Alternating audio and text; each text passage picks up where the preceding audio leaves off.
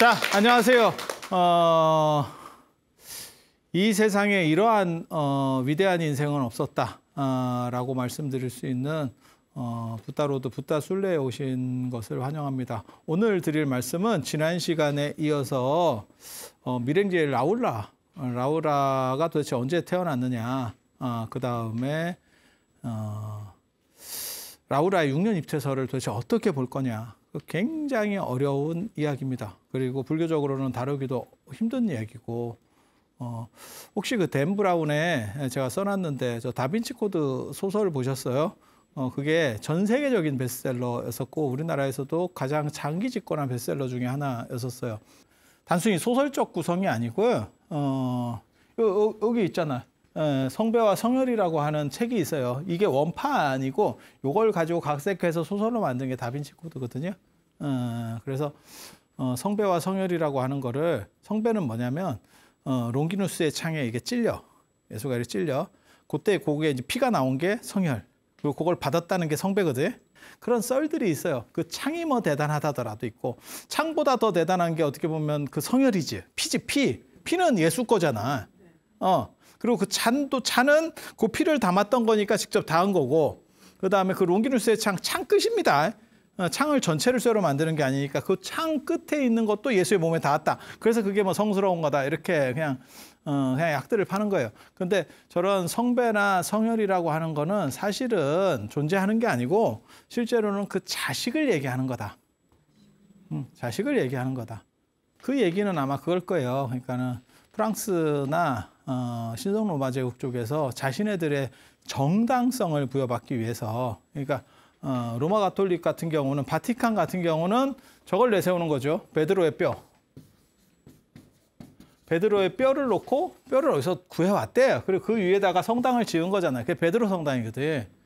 그래서 베드로를 가지고 권위를 세웠고, 그러니까 왜 너네들이 큰 소리 칠 수 있느냐? 우리가 베드로의 정신을 계승하고 있기 때문에. 이렇게 얘기하는 거고, 저거는 뭐 동네마다 다 있어요. 동네마다 다 있어. 그래서 산티아고 순례길, 거기도 내나, 그렇게 콤포스텔라, 그 성당, 그렇게 나오는 거고, 자기네들의 정당성을 주장하기 위해서 얘기를 하는 거예요. 그러니까 우리가 어떻게 보면 기독교의 정통이다, 그 얘기를 하고 싶은 거거든. 근데 나의 정당성을 어떻게 주장할래? 라고 했을 때 종교 전통과 연결시켜 버리면, 내가 기독교랑 관련이 있어. 그러면 우리 조상이 예수야. 야, 이게 뭔 소린가 싶지? 그런 거 있습니다. 그런 거 있습니다. 호탄에서는 뭐라고 나오냐면, 우리의 시조가 아쇼카 왕의 아들이었다. 그렇게 붙여. 그냥 불교 배경이니까 아쇼카 왕의 아들이었다. 그게 쿠날라라고 하는 아들이 있어요. 그 어진 아들인데, 계모한테 이렇게 밀려가지고 나중에 눈깔이 뽑히고 이렇게 비극적으로 이렇게 삶을 사는 아들이 있거든. 그래서 쿠날라가 나중에 우리 쪽으로 이주해 와가지고 거기서 자손을 번식한 게 우리 조상이다. 그러니까 불교의 정통성은 우리한테 있다. 이 얘기를 하고 싶은 거예요. 대충 뭔 소리인지 아시겠지? 네. 거기만 있는 게 아니야. 좀 있으면 이제 그 얘기, 제가 노자 얘기도 해드릴 건데, 당나라의 정통성, 이세민, 당고조 이연이라고 하는, 원래는 팔주국 출신이고, 관동 집단이고, 그 다음에 선비족 출신이에요. 그 계보는. 그런데 다수의 한족들을 다스려야 되고, 자기가 한족이라고 이씨로, 원래는 대하씨인데 이씨로 창씨를 성을 바꿨는데, 창씨 계명을 했는데, 창씨만 했지. 계명까지 한 건 아니고, 그렇게 바꿨는데도 불구하고 사람들이 말이 안 먹히지. 그러니까 내가 이씨니까 우리 조상 중에 성인이 있다. 그게 이입니다. 노자입니다. 노자 이름이 이예요. 그래서 우리 집안은 원래 노자 집안이기 때문에, 그래서 내가 황제가 된 거고, 그 다음에 너네는 다 내 밑에 있어야 되고, 그래서 그때 도선부루라고 하는 게 나와요. 그러니까는 종교인들을 초대할 때 도교가 앞쪽에 있고 불교가 뒤에 있어요. 그게 당 태종 때까지 계속 그렇게 룰이 가거든요. 그러니까 왜냐하면 내가 왜 황제가 되는지에 대해서 그 권위 비정을 하는 거예요. 맹자식으로 보면 1000명미상인데 1000명을 받아야 되는데 왜 너한테 1000명이 가는데? 네가 그렇게 대단한 놈이 아니잖아. 그런 식으로 뭔가를 이렇게 갖다 연결을 붙여요. 아마 그런 것과 관련해서 예수의 무슨 뭐 자식 문제, 그다음에 그 후손이 결국은 뭐 어떻게 됐다더라 라고 하는 썰로 만들어지는 것 같아요. 근데 예수 자체가 실존 인물인지도 불확실한, 굉장히 불투명한 사람이에요. 이거 전 세계적으로 다 있어요. 다 있어. 부처님 자식, 이건 쉽지 않잖아. 라우라가 출가했으니까. 라우라가 출가만 안 했으면 그 자식인데 라고 하는 사람이 있을 건데. 그치? 그리고 라우라는 출가한 데다가 안 죽는 데잖아. 그러니까 단종이잖아. 단종됐잖아. 그럼 무슨 일이 벌어질 것 같아? 다른 자식을 붙이면 되지. 다른 자식을. 부처님한테 또 다른 누군가 혈족이 있어요? 혈족이 있죠. 부처님 동생에 난타가 있거든. 난타가. 근데 난타도 결혼했단 말이야. 결혼하기 전에 출가했단 말이야. 그러니까 여기도 단종이야. 부처님 밑에 라우라가 있는데 여기도 출가해서 단종이야. 그러면 이쪽에는 없네. 사촌이 있어. 사촌이. 이게 정반항계고 곡반항, 정반항, 백반항, 곡반항, 감노반항 쪽에 있어. 그래서 이쪽 사촌 쪽으로 내려갔다는 썰이 있어요. 그 썰을 우리나라까지 와서 굳이 또 강조하신 분이 고려 말의 지공스입니다. 지공선현. 우리가 마가다 혈족이고, 그다음에 부처님 사촌 계열이고, 아버지는 부처님 사촌 계열이고, 어머니는 달마대사 계통이에요. 이렇게. 달마대사 출가한 거 아닙니까? 아, 달마대사 말고 달마대사 형제. 말을 끝까지 들어. 이렇게.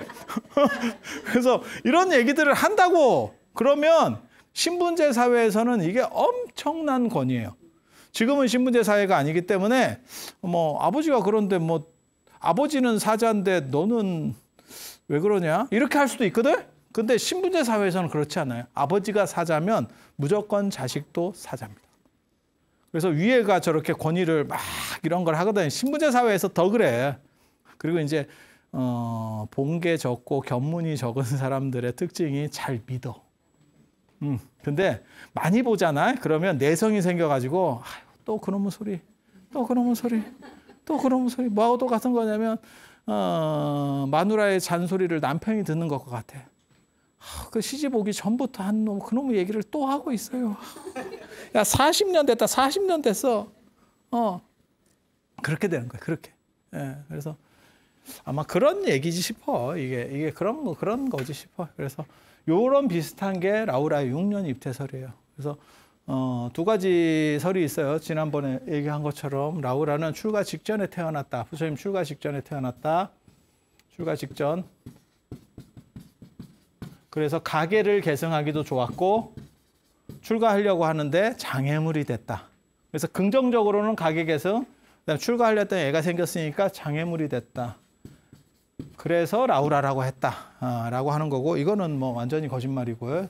지난 시간에 얘기했지만 장애라는 뜻은 있지만 그것은 라우 아수라 왕이 해와 달을 가리는 그런 장애였기 때문에 저 내용하고는 완전히 일치가 안 된다. 그래서 라우라가 태어났을 때 일식월식이 벌어졌기 때문에 그 이름을 그냥 차용한 거다 라는 걸로 밝혀지는 거고, 이건 뭐 확실하고요. 그리고 출가하고 난 뒤에 6년 뒤에 태어났다. 출가 후 6년 뒤에 태어났다. 그렇게 돼서 이제 6년 입퇴설이라고 하는 게 나와요. 6년 입퇴설. 그리고 라우라가 6년 뒤에 태어났으면 어떤 일이 벌어지냐면 두 가지 설이 있어요. 6년 고행설이 있고 부처님의 6년. 그러니까 부처님이 얼마만큼 출가하시고 나서 수행했느냐. 부처님이 19세에 출가했다는 설이 있고 19세 출가. 29세 출가거든요. 두 가지 설이 있거든요. 출가가. 개인적으로는 이런 설이 있다는 자체를 보고 무슨 생각을 하냐면 29세는 아닌 것 같다. 내가 이런 생각을 하더니 부처님이 17세에서 19세의 결혼이에요. 17세에서 19세에 결혼했거든요. 그러면 29세에 출가하면 애가 하나도 없으면 안 돼. 그러면 뭐냐면 병원에 가야 됩니다. 이게 요즘은 늦게 가서 저런 문제가 벌어지지만 저때 한참 젊은 나이잖아. 그리고 더 문제는 왕가는 부인은 한 명일 수 있지만 더 있을 수 있어요. 그러니까 자식이 없다는 게 사실은 납득이 안 돼. 10년을 같이 살았는데 자식이 없어요. 이러면 뭔가 심각한 겁니다. 굉장히 심각한 겁니다. 뭔 뜻인지 대충 생각해봐. 젊어서 결혼했고 10년이 지났는데 애가 없어요. 신체적으로 뭔가 문제가 있는 거야. 문제가. 그거 아니면 생각이 좀 쉽지가 않아. 19세에 출가를 했다 이러면 요때쯤에, 그러니까 결혼하고 얼마 뒤에 출가했으니까 애가 없을 수도 있지. 그리고 요 설과 관련해서도 요것도 굉장히 합치가 되거든요. 왜? 출가 직전에 태어났다도 가능성이 있잖아. 10년 있다가 갑자기 애가 생겼어요. 사실 쉽지 않아. 쉽지 않아. 그래서 출가 후 6년 뒤에 태어났다라고 하는 얘기는 뭐냐면, 여기는 이제 6년 수행설, 6년 수행을 하고 여기는 12년 수행을 하거든.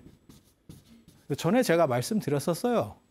그래서 여기는 총 토탈 49년 설법이 돼서 80세에 돌아가시는 거고, 여기는 45년 설법이 돼요.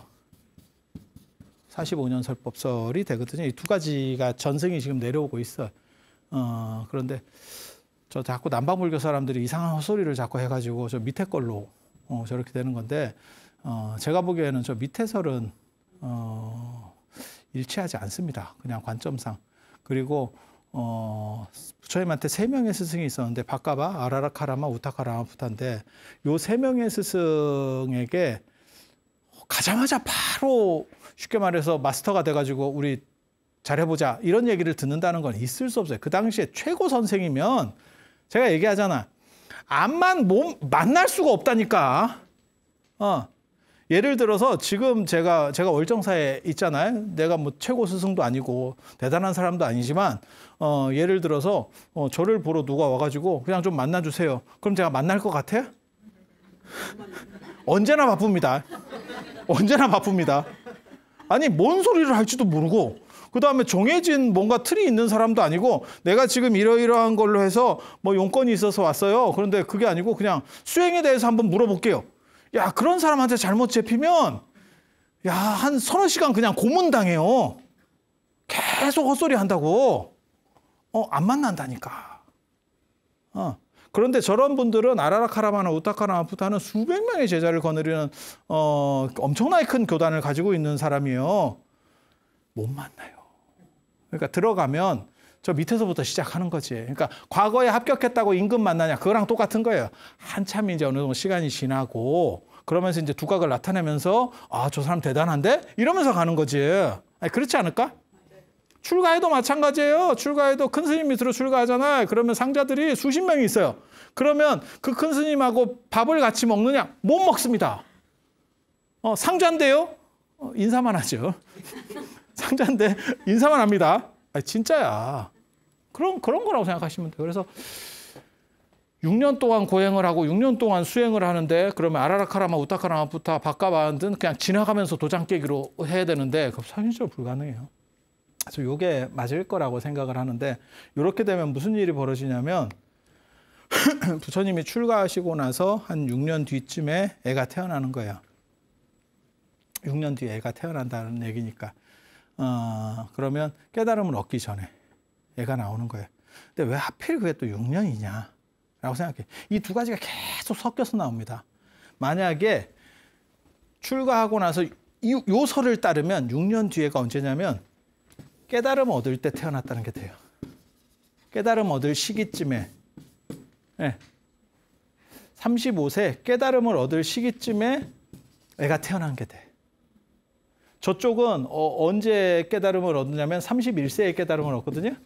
그러니까 제가 전에도 이런 걸 한번 얘기를 해드렸었는데, 자, 부처님이 17세에서 19세에 결혼을 하시고, 그 다음에 한쪽에는 여기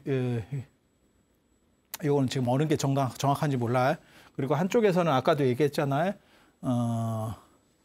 29세에 출가하는 설이 있고, 출가가 그 다음에 19세에 출가하는 설이 있어요. 이거 출가. 그다음에 여기서는 12년 동안 수행을 하고 여기는 6년 동안 수행을 하고 수행. 그다음에 여기서는 49년 동안 설법을 하고 여기는 45년 동안 설법을 해서 둘 다 80입니다. 이게 근데 섞여 있어, 두 가지가. 어떤 거를 비정하기가 상당히 어려워요, 지금 현재. 근데 저 같은 경우는 아무튼 19세 출가 12년 설이 더 타당한 거 아니냐라고 보는데, 만약에 6년 뒤에 태어났다라고 하면 여기서는 한참 수행을 하던, 그러니까 당신이 스승들한테 다 배우고 6년 동안 스승한테 배우고 6 플러스 6이거든요. 6년 고행이거든요.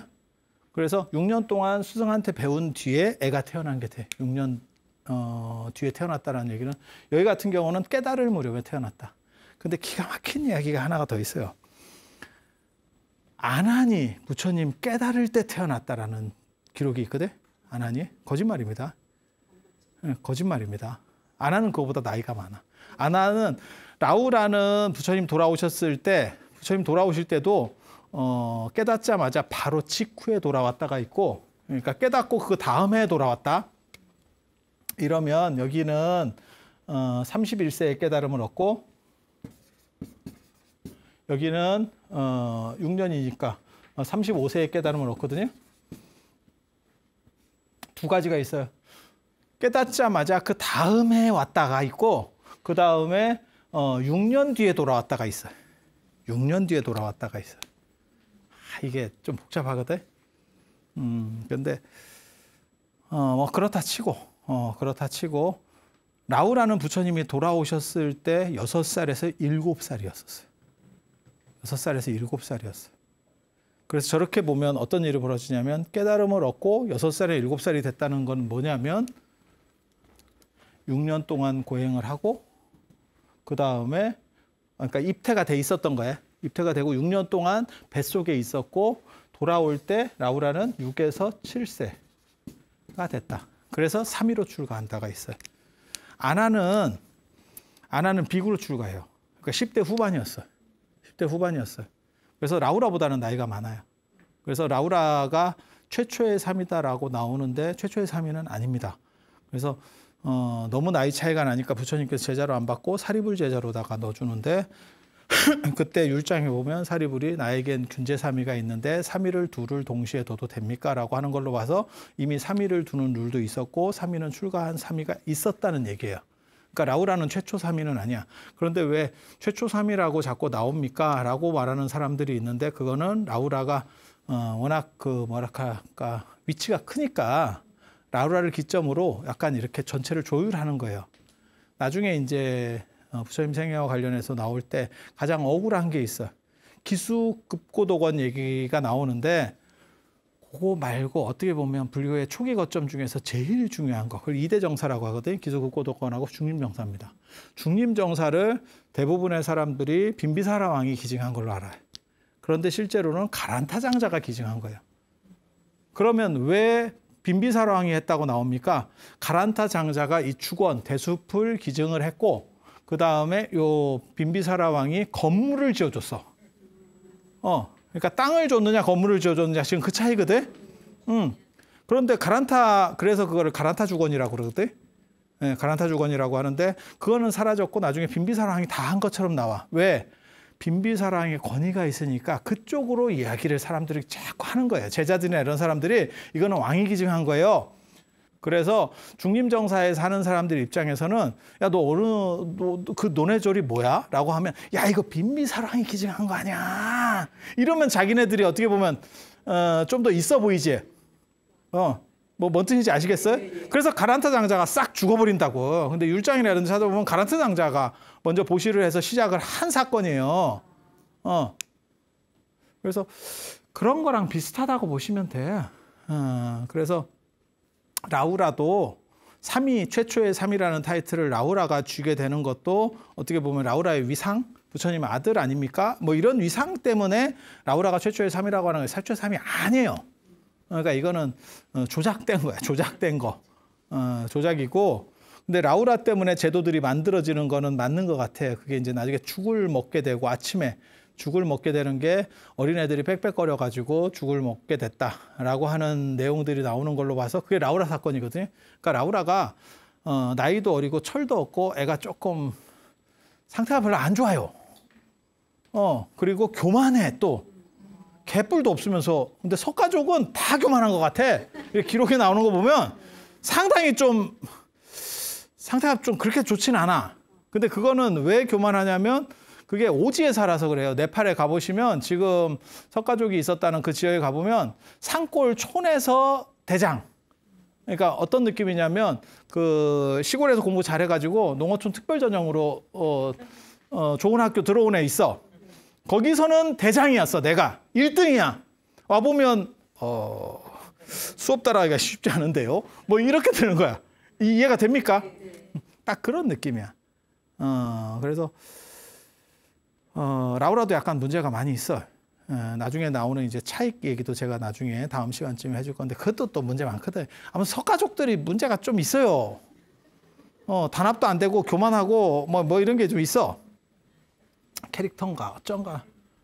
그래서 아난이 부처님 깨달을 때 태어났다라고 하는 주장은 아난파에서 위조한 겁니다.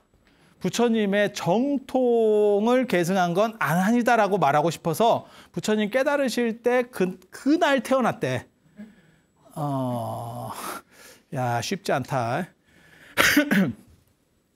제왕절개 아니면 그거 쉽지 않아. 이거 쉽지 않아. 그리고 아난과 관련해서는 뭐가 있냐면 돌아가시고 나서 부처님께서 열반하시고 나서 삼종출관이라고 오른손을 보여서 운구 행렬을 어떻게 해라라고 지시했다. 그건 법이 아난에게 상속됐다라는 뜻이에요. 그러니까 아난과 뭔가 연결시키려고 하는 강력한 노력이 보이고 그리고 거기에서의 핵심은 뭐냐? 아난파가 정당성을 주장하는 건데 그 정당성을 그렇게 주장하는 이유는 직접 제자가 아니고 손제자라서 그래요. 손제자니까 그걸 희석시켜야 될 필요가 있어. 그래서 아난은 심력가섭 제자예요. 오비구 중에 한 명이 심력가섭 제자이기 때문에 그 부분을 처리해야 될 필요성 때문에 아난파가 큰데도 불구하고 그래서 부처님과 연결시켜서 깨달음을 얻었을 때 태어났으니까 그게 다 연결점 아니냐라고 주장을 하는 거예요. 딱 봤을 때 근데 이건 무슨 의도겠다라는 게 나와. 그래서 6년 입퇴설과 관련해서도 저게 이제 말들이 많았는가 봐. 사람이 6년 동안 어떻게 했어요? 뱃속에 6년 동안 어떻게 했어요? 그게 뭐 말이 돼요? 여기서 한 가지 주목해 봐야 될 것 중에 하나가 뭐냐면 옛날에는 뱃속에 오래 있으면 사람이 더 에너지가 좋아지고 큰실해진다라고 생각을 해요.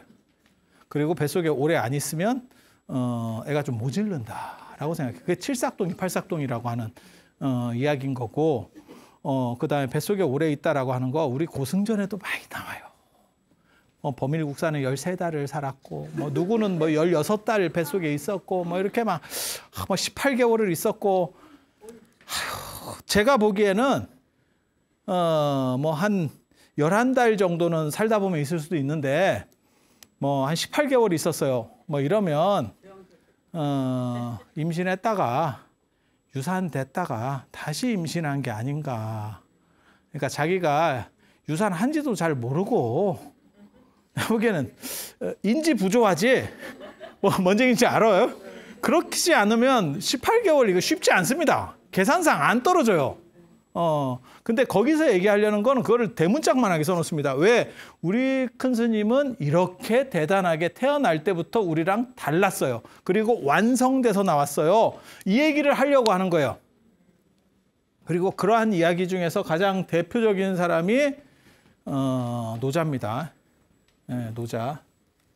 그래서 노자는 사마천의 사기, 제일 어떻게 보면 가장 중요한 사성이라고도 불려요. 사마천이 역사의 성인이라고 불릴 정도로 사기의 63권에 보면 노자 한비열전이 나와요. 장자하고 신불에. 그러니까 왜 한비자도 같이 나오냐면 한비자의 유로해로라고 하는 편이 있어요. 한비자 책에 보면. 그래서 한비자가 도가 쪽하고도 연결이 좀 돼요. 그래서 그냥 같이 묶어서 다 이렇게 하는데 거기서 메인이 신불에도 약간 법가 쪽이거든요. 그러니까 법가 쪽에 한비하고 신불에가 들어가고 그다음에 노자하고 장자가 들어가는데 이렇게 도가 쪽에 들어가는데 여기 보면 81세에 노자가 태어났다. 기가 막히지. 저때 불교 불교가 아직 제대로 들어오지도 않았을 딱 그 시점인데 왜 대단하다고 얘기하는지 아세요? 81세면 불교 들어오면 우리 같은 사람이 뭐라고 얘기했냐면 부처님보다 시작부터 한 살 많았다. 이 얘기예요. 근데 그거를 생각하지 않았는데 그게 아사모사하게 딱 맞는 거야. 그리고 현묘내편이라고 이게 도장 속에, 그러니까 불교 경전처럼 세트가 있어요. 대장경처럼. 그 도장에 보면 72세에 태어났대. 72세에 태어났대. 그래서 저 도교적인 요소도 노자와 관련돼서도 불교랑 뭔가가 있어요. 그래서 태어나자마자 손으로 나무를 가리켰는데 그게 오얏나무래, 자두나무래. 그래서 이씨라 그랬다. 그래서 이씨의 시조가 노자다. 근데 부처님도 태어나시자마자 손으로 가리키거든. 하늘을 가리키거든. 와, 뭔가가 있어. 아무튼 뭔가가 있어. 그래서 뭐 오색구슬을 삼키고 뭐 임신을 해서 어머니가 72년 만에, 안 그러면 뭐 81년 만에 태어났다. 이게 완성돼서 나왔다. 그리고 81년, 72년을 사니까 다 늙었잖아. 그래서 태어날 때부터 그래서 노자야. 나이 든 선생님. 그리고 이름은 이입니다. 저거는 어떻게 보면 완성돼서 나왔다. 그 다음에 노에 대한 추구예요. 노가 지혜롭다라는 거하고 일맥상통해요. 그래서 어른, 지혜로움, 그 다음에 노인이라고 하는 그 존중 문화 속에서 나오는 버전이에요. 근데 저 라우라 육령입체에서는 뭐라고 나오냐면 저게 초반부터 문제가 많이 된 거야. 야, 저게 자식이 맞냐? 이 얘기가 계속 되는 거야. 그러니까 거기에 연기담이 쓰여 있어요. 라우라가 전생에 왕이었는데 유명한 수행자가 왔어. 그래서 그 양반을 만나게 되고, 그래서 거기 동산에서, 인도는 대부분 동산 얘기가 나오거든요. 그게 피서동산이에요. 휴식동산. 더우니까 왕이 전용으로 약간 이렇게 쉬는 놀이동산이 있어. 그러니까 뭐 놀이기구가 있는 게 아니고 계곡이 있고 나무가 있고 숲이 있고 이렇게 정원. 이해가 되시죠? 더우니까 그래. 그래서 글로 모셔가지고 얘기를 해. 그러다가 갑자기 일이 생긴 거예요. 그래서 이제 뭐 회의나 뭐 이런 게 있었겠지. 그래서 잠깐만 기다리시라고 제가 갔다 와서 공양을 올리겠습니다. 이렇게 하고 가서 뭐 회의하고 어쩌고 했는데 바빠서 까먹었대. 까먹어서 며칠을 까먹냐면 6일을 까먹었다는 거예요. 그래서 그 양반은 약속을 믿고, 그 수행자는 약속을 믿고 6일 동안 굶었대. 그리고 나중에 맞다! 이러면서 가서 봤더니 거기서 그대로 굶고 있더라는 거예요. 그래서 그걸 잘 처리를 해주고 뭐 이렇게 했대. 그게 업이 돼서 6년 동안 갇혀 있었다는 거예요. 6년 동안 태 속에 갇혀 있었고, 결국 그렇게 해서 나중에는 풀어줬기 때문에, 잘 대우를 해드렸기 때문에 아라한도 되고 다 했지만 그 고충이 있었다더라 라고 이야기가 나오는데, 이게 라우라의 본생담이거든요. 왜 6년 입퇴인가에 대해서 설명을 해주는 거예요. 근데 듣고 보면 이게 좀 궁색한데, 아니 내가 신앙심이 좀 부족해서 그럴 수도 있어. 이거 좀 궁색. 근데 부처님 것도 아닌데 내가 그걸 굳이 그런 것까지도 다 받아들여야 되나? 부처님 아들 것까지 막 다 해야 되나? 조금 안 맞는데. 그러면 6년 뒤에 어떻게 태어났을까? 부처님의 깨달음과 연결시키려는 시도 한 가지. 그 다음에 부처님 본생담, 그러니까 라우라의 본생담을 가지고 그걸 비정하려고 하는 그 두 가지를 생각해 볼 수 있어요. 그래서 그렇게 생각을 한번 해보는 거고, 그리고 결정적인 게 뭐냐면 부처님이 석가종 나라로 돌아왔을 때 부인인 야쇼다라가 어떤 얘기를 하냐면, 저기 네 아버지다. 네 아버지에 가서 재산을 달라고 하고 인정을 받아라. 그래서 부처님이 라우라를 인정을 합니다. 내 아들이다. 이렇게. 근데 여기서 중요한 게 뭐냐면 유목민의 아들관을 또 생각을 해야 돼요. 농경민의 아들이라고 하는 거는 내 피가 통해야 내 아들이야. 이해가 돼? 유목민의 아들은 가족이면 아들입니다. 가족이면 아들입니다. 뭔 얘기인지 알아들으시겠어요? 지금 유목민의 아들로, 그러니까 제가 전에 그런 말씀 드렸었어요. 우리는 왜 입양이 어려웠나? 유교 문화에서는 입양을 하는 조건이 뭐냐면, 입양을 하면 이거는 모르는 피를 입양하는 게 아니고 내가 장남이고 우리 집안이 4명이야, 자식이. 그리고 요 밑에도 쭉 자식들이 있어요. 근데 내가 장남인데 내가 지금 아들이 없어. 그러면 차남의 첫째 아들을 입양하는 겁니다. 그래서 혈통을 계승시키겠다는 거예요. 그래서 모르는 사람은 입양을 할 수가 없어요. 그게 유교의 일반적 입양 룰입니다. 그런 식 개념이 있는데 유목 문화의 아들이라고 하는 개념은 제가 그 얘기 전에도 해드렸었는데 징기스칸 이야기에 보면 징기스칸이 보르테하고 살다가 마누라 보르테하고 살다가 보르테를 뺏겨요. 걔네가 기습을 해가지고 보르테가 적에게 잡혀가서 나중에 징기스칸이 힘을 길러서 마누라를 찾아왔는데 1+1이 돼서 온 거예요. 임신 상태로 돌아와서 나랑 있을 때는 홀쭉했는데 갔다 오니까 하나가 더 생겼어. 얼마나 좋은 일이야. 하나를 보내서 둘로 늘어났는데, 이게 동아시아의 유교 문화에서는 저런 경우는 환양년이라고. 환양이 고향으로 돌아온 여자, 잡혀갔다가 정조를 잃고 고향으로 돌아온 여자. 굉장히 비극적으로 만들어 가거든요. 그래서 결국은 자살시켜버립니다. 죽여버립니다. 네. 유교 문화에서는 그래요. 그런데 징기스칸은 어떻게 하는 거냐면 얘도 내 자식과 대등하다. 야, 그거는 진짜 대단한 거야. 그러니까 이게 문화가 다른 거야. 그 발주나 맹야에서 나오거든. 형제가 따로 피를 통해서 형제가 아니다. 우리는 의리를 가지고 형제로 간다. 그게 유목 문화거든. 그러니까 룰이 다른 거예요. 우리는 피는 물보다 진하다. 아무리 무슨 친구나 안 그러면 이웃이 잘해도 실제로 나중에 뭘 물려주고 할 때는 전부 혈통으로 중심으로 간다고. 이해가 됩니까? 왜 그런 거 있잖아. 그 기업 같은 거 이렇게 잘하고 있으면 그 밑에서 굉장히 잘하는 사람들이 있거든. 그 사람한테 물려주는 게 아니고 끝에는 내 자식한테. 그러면 그 창업 같이 했던 사람은 튀어나가버려요. 그래서 자기 거 차리는 경우도 있고 막 이래. 가게도 그래. 가게도.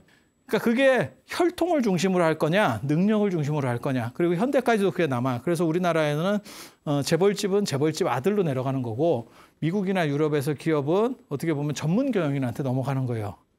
그걸 전체를 키울 수 있는 사람이 중요한 거지 꼭 내 핏줄이 아니어도 된다. 그러니까 지금도 그 문화가 있는 거거든요. 그래서 유목의 자식이라고 하는 거는 내가 인정했다 그래서 내 피하고는 달라. 내 피라는 보장이 꼭 있는 건 아니에요. 그리고 인도는 초반에는 유목 문화예요. 나중에 농경 문화로 이제 바뀌는 거고, 그래서 부처님도 우유죽 드시고 깨닫잖아. 그래서 그 얘기가 나와요. 경전에 보면 그 얘기가 나와. 아들이 출가했는데 6년 뒤에 애가 나와버리니까 아버지 입장에서 얼마나 황당해요. 그러니까 정반왕 입장에서는 야, 뭐 이런 멍멍이 같은 경우가, 내 아들이 지금 출가해가지고 갔는데 이게 왜 뭐요? 이해가 돼? 그래가지고 어떤 기록이 있냐면, 저 그거 보고 되게 재밌었는데, 그러니까는 이제 추궁을 하는 거지. 그건 그럴 수 있잖아, 당연히. 그랬더니 야쇼다라가 아니래. 나는 아무 문제가 없었대. 아무 문제가 없었대. 그러면서 뭔 얘기를 하냐면 결국은 어떻게 되냐면 불의를 걸어라가 나와요. 불의를 걸어라. 불을 부를 때, 모닥 부를 때. 그리고 이게 인도에서 흔히 나오는 겁니다. 네가 사실을 말한다면 불의를 걸어도 안 탈 거다. 그리고 야쇼다라가 결국 불의를 걸어서 통과했다는 얘기가 나와. 그래서 내 자식이네, 내 손자네 이랬대. 그런데 야쇼다라에 대해서 2가지 기록이 나옵니다. 하나는 부처님이 출가하시고 나서 너무너무 안타까워해서 자기는 거친 음식만 먹고 그 다음에 맨바닥에서 자고 그러니까 간디같이 생활했대. 그래서 남편에 대한 어떻게 보면 충성을 계속 유지하려고 했었대. 그게 하나의 썰이고, 남방 쪽에는 뭐라고 나오냐면 야쇼다가 끝내 부처님을 받아들이지 않아요. 그러니까 나를 버리고 떠난 거에 대해서 분노한다고. 북방 쪽에는 뭐라고 나오냐면 이모인 대도 마하프라자 파티하고 야쇼다라가 같이 출가했다라고 나오는데 남방 쪽 자료에는 끝내 원망하면서 받아들이지 않았다. 라고도 나와. 그 얘기는 뭐냐? 사이가 좋았다는 기록도 하나 있는 거고 사이가 나빴다는 기록도 있어. 이렇게 두 가지가 대치할 때는 대부분 안 좋은 쪽이 맞을 확률이 큽니다. 한쪽은 미화할 필연성이 있으니까. 그래서 부처님과 관련해서 이게 좀 복잡한 얘기가 있는 거예요. 근데 저는 그 생각을 하거든요. 라우라 문제를 부처님이 책임질 필요가 있느냐. 난 출가를 한 거고. 출가한 뒤에 어떤 일이 생겼어. 내 부인이 내가 버리고 갔기 때문에 자기도 행복을 찾아서 갔어. 요즘으로 말하면 뭐 그런 거지. 요즘 젊은 애들 중에 그거 있잖아. 어머니가 힘들게 막 이렇게 바깥어른 돌아가시고 나를 키웠어. 그런데 나중에 좀 분위기가 예사롭지 않아. 그러니까 박수 쳐주는 경우도 있잖아. 아유, 어머니도 좀 이제 재밌게 사셔요. 뭐 이러면서. 그건 요즘 생각이고, 옛날 같으면 있을 수 없는 일이고, 그 두 관점이 충돌하는 건데, 굳이, 라우라 문제를 부처님과 다 결부시켜야 될 필요가 있느냐에 대해서는 사실은 생각을 해야 돼. 그리고 나는 야쇼다라도 이해가 돼. 내가 어떻게 보면 믿고 결혼해서 왔는데, 갑자기 유성 출가, 갑자기 빠이빠이 이러면서 가버리는 거야. 말도 안 하고. 내가 들은 이야기 중에서 가장 재밌었던 게 그거거든. 과묵한 남편 이야기. 나 그거 되게 웃겼거든. 보통 때 남자인데 마누라하고 말을 안 한대. 집에서도. 굉장히 과묵하대. 예. 경상도에 성고래. 그래서 말을 안 한대. 예. 가지고 나중에 사람이 집에 안 들어오더래. 예. 그래서 전화를 했더니 자기 회사에서 1년 단위로 미국 지금 출장 나와 있다고. 1년짜리를 가는데 마누라한테 말 안 하고 간 거야. 비슷한 거지. 야쇼다라 입장에서는 말 안 하고 군대를 가갖고 장기로 한 거거든. 야, 그러면 원망이 생기지 않을까? 다 이해가 될 수 있을까? 그러니까 그거는 부처님의 입장에서 이해를 하려고 자꾸 하니까 그렇지. 야쇼다라의 입장이라고 생각하면 이게 뭐 아니 그것도 미리 얘기를 하고 뭘 이렇게 하는 것도 아니고 자는데 나갔네. 내가 자고 있는데 야 이게 뭐 그러면 원망이 있을 수도 있지 않을까? 그런 상황에서도 원망하지 말라라고 하는 거는 너무 잔인한 이야기인 거예요. 요거 아수라 얘기했었잖아. 지난 시간에. 요거 곱상한 아수라. 성내는 아수라. 아수라의 양면성. 그게 아수라 백작과도 통한다. 이런 얘기 했었고. 노자는 소를 타. 노자는 청우를 타고. 청우 출관, 겸재 정선이 그린 거예요. 푸른색 소. 푸른색 학은 이상향을 나타내는 거예요. 이상향을 나타내는 거. 그래서 저게 이제 관영 윤희가 항복관을 나갈 때 관영 윤희가 글을 좀 써주세요. 이랬더니 노자 도적경 5천자를 써줬다. 라고 하는 지금 그 대목을 얘기하는 거예요. 관윤희가 아니고 관윤자라는 책도 있는데 관윤희가 아니고 관을 지키는 항복관을 지키는 책임자 윤희라고 하는 사람이에요. 노자 도상에서 제일 재밌는 게 요 머리 솟은 거 위에 머리 솟은 거 요거 이제 홍명집 같은 데서 나오거든요. 승우의 홍명집이나 이런 데서 나와요. 노자 도상 저게 굉장히 재밌어. 저게 이제 나중에 불교랑 또 섞이기 시작하거든. 불교는 6개가 있고 저기는 머리가 이렇게 솟아오른 거예요. 저걸 그냥 저렇게 중간만 솟치는 방식이 있고 전체를 다 올리는 방식이 있어. 불교 들어오기 전에도 저런 게 있었어. 왜냐하면 이게 크면 머리가 좋다라는 뜻이에요. 옛날에. 그래서 요렇게 솟아올라오거든. 근데 요거를 불교에서는 부처님으로 대치시킨 게 아니고 불교도 노자를 까야 되기 때문에 부처님의 제자인 마하가섭하고 등치를 시켜요. 마하가섭하고 그래서 가섭상을 보면 이렇게 나와. 가섭상을 보면 수염만 없지 노자상하고 상당히 흡사해요. 그 당시에는 황제 앞에서 대론할 정도로 큰 주제였었어요. 왜? 종교가 원래 일단 우기고 보는 경우가 상당히 많아. 그래서 이런 일들이 벌어지는 거고, 오늘은 그래서 라우라의 6년 입퇴설, 6년 입퇴가 맞는 것 같아요. 그러니까 긍정적인 주장하고 부정적인 주장이 같이 있을 때는 대부분 부정적인 주장이 옳은 경우가 많아요. 특히 종교 전승에서는. 왜? 윤색을 해야 되는데 윤색이 안 된 버전이 남아있다는 얘기거든.